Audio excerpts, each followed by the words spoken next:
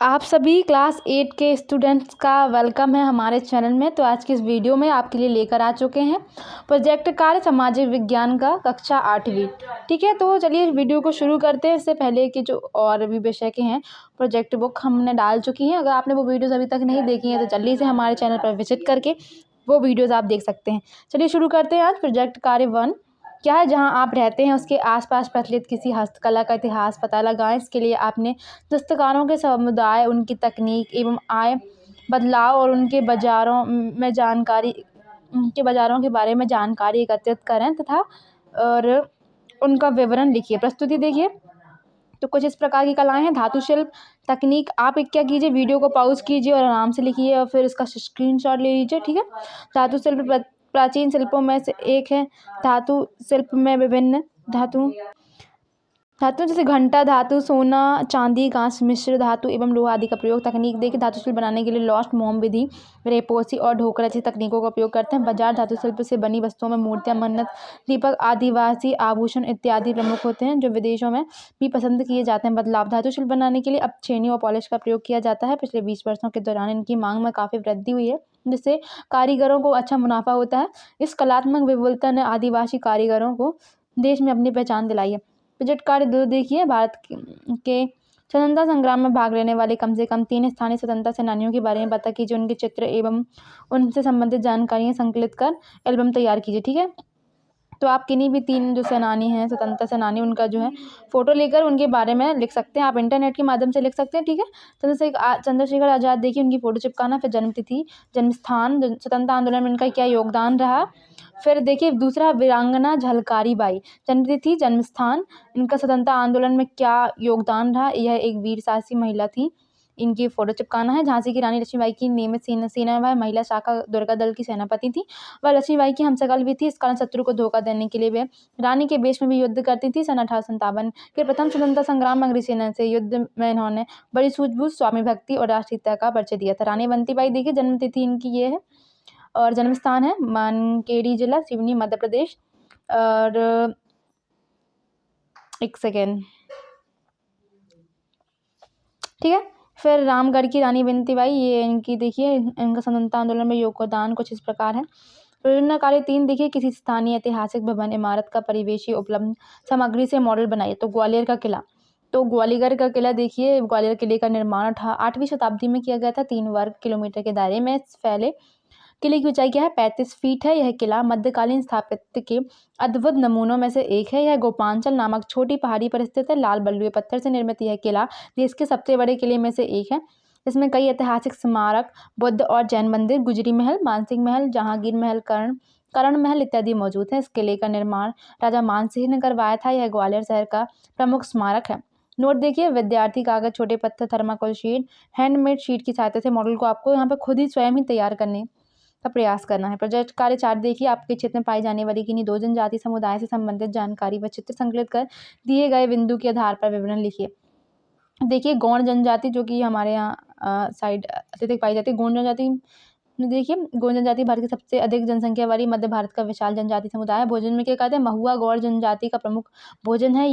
ये देव अन्न कहते हैं। बाजरा, कोदो, कुटकी और मकई इत्यादि इनके खास भोजन है। गौंड शिकार करके मांस तथा मछली खाना पसंद करते हैं। वेशभूषा और पहनावा, गौंड जनजाति का पहनावा एकदम सादा होता है। महिलाएं 6 से 8 गज की साड़ी घुटनों तक पहनती हैं तथा पुरुष धोती और बंडी पहनते हैं। कंधे पर पिछौरा और सिर पर मुरेठा बांधते हैं। तो ये है आपकी गौंड जनजाति, है ना। इनकी फ़ोटोज़ आपको इंटरनेट के माध्यम से उनका प्रिंट निकलवा के अपनी जो है जो प्रोजेक्ट बुक है जिसमें आप जमा करने वाले उसमें चिपकाना। गहने देखिए, महिलाएं हाथ में चूड़ियां पहनना सौभाग्य का प्रतीक मानती हैं। पुरुष भी गहने पहनना पसंद करते हैं। पुरुष सिर पर मोर की कलगी लगाना पसंद करते हैं। फसलें झूम खेती करते हैं। इनमें बाजरा, आलू, मक्का, चावल इत्यादि प्रमुख फसलें हैं। प्रमुख उद्यम कृषि, औजार बनाना, जड़ी बूटियों को एकत्रित करना इत्यादि इनके प्रमुख उद्यम हैं। त्योहार, पोला पड्डुम पर्व गौंड सभ्यता का महत्वपूर्ण पर्व है। गौंड जनजाति अपने रीति रिवाजों और परंपराओं को बड़ी धूमधाम से मनाते हैं। खेती के तरीके, ये खेती के पारंपरिक तरीकों को अपनाते हैं। झूम खेती करते हैं, जो जंगल को जलाकर उसकी राख में की जाती है। और जब एक स्थान की उर्वरता तथा जंगल समाप्त हो जाता है तब वह वहाँ से हटकर दूसरे स्थान को चुन लेते हैं। औजार, गौंड जनजाति खेती करने के लिए मुख्यतः खुरपी, हंसिया, फरसा एवं कोदाल इत्यादि औजारों का प्रयोग करते हैं। सामाजिक रीति रिवाज, उत्सवों त्योहारों पर सामूहिक भोज और सामूहिक नृत्य गान करते हैं। हर त्योहार तथा उत्सव पर मद्यपान आवश्यक अंग है। वधू मूल्य की प्रथा है। विवाह के लिए लड़के द्वारा लड़की भगाए जाने की प्रथा है। कोल जनजाति देखिए, कोल मुंडा समूह की एक अत्यंत प्राचीन जनजाति है। इनका मूल स्थान मध्य प्रदेश के रीवा जिले की कोराली क्षेत्र है। यह जनजाति मुख्यतः रीवा, सतना, जौलपुर, सीधी एवं सिरहुल में पाई जाती है। भोजन कोल शाकाहारी व मांसाहारी दोनों होते हैं। ये कंदमूल एवं धान से बने व्यंजन खाना पसंद करते हैं। वेशभूषा और पहनावा, कोल जनजाति के लोगों का पहनावा साधारण होता है। प्रायः पुरुष जो है धोती कमीज तथा सिर पर सफेद या रंग बिरंगे साफे पहनते हैं। स्त्रियां चोली घाघरा ओढ़नी पहनती हैं। महिलाएं शरीर की सज्जा पर विशेष ध्यान देती हैं। फिर उनका आपको चित्र भी निकलवा के चिपकाना। गहने, इनमें गोदना कला प्रमुख प्रचलन में। स्त्रियां जो होती हैं गर्दन में बड़े बड़े आभूषण पहनना पसंद करती हैं। पुरुष भी गहनों के शौकीन होते हैं। फसलें, कोल जनजाति के लोग अधिकतर खेतीहर होते हैं। पुरुष केवल बुआई का कार्य करते हैं, अन्य कार्य महिलाएं करती हैं। प्रमुख उद्यम क्या है? या कृषि के अतिरिक्त कारखानों में कार्य करते हैं। त्योहार, कोल जनजाति के लोग हिंदू देवी देवताओं की पूजा करते हैं। इसके अलावा शारदा माता, मरी माता, सूर्य चंद्रमा इत्यादि की पूजा उल्लास के साथ करते हैं। खेती के तरीके, ये जंगलों की सफाई कर बंजर जमीन को खेती योग्य बनाकर उस पर खेती करते हैं। औजार, ये खेती के लिए खुरपी, हंसिया, फरसा एवं कोदाल इत्यादि औजारों का उपयोग करते हैं। सामाजिक रीति रिवाज, कोल जनजाति में पंचायत का अत्यंत महत्व होता है, जिसके निर्णय को लोग सभी मानते हैं। संगीत के शौकीन होते हैं। ये समगोत्रीय विवाह वर्जित मानते हैं। वधू मूल्य की परंपरा है। परियोजना कार्य 5 देखिए, अपने परिवार के 5 सदस्यों अथवा आसपास पड़ोस के 4-5 वरिष्ठ नागरिकों से चर्चा कर दिए गए प्रश्नों का उत्तर का पता कीजिए। आपके वार्ड के पंच पार्षद का नाम क्या है? वे क्या करते हैं? आपके ग्राम नगर के सरपंच महापौर अध्यक्ष कौन है? उनके द्वारा क्या कार्य किए जाते हैं? पंच पार्षद का चुनाव किस प्रकार होता है? सरपंच महापौर अध्यक्ष को अपने ग्राम नगर में कार्य हेतु राशि कहाँ से प्राप्त होती है? अपने ग्राम नगर में सरपंच महापौर अध्यक्ष द्वारा किए जाने वाले कार्यों का निर्धारण किसके द्वारा किया जाता है? तो देखिए, वार्ड के पंच या पार्षद का नाम तो आप को खुद ही पता करना होगा अपने घर वालों से।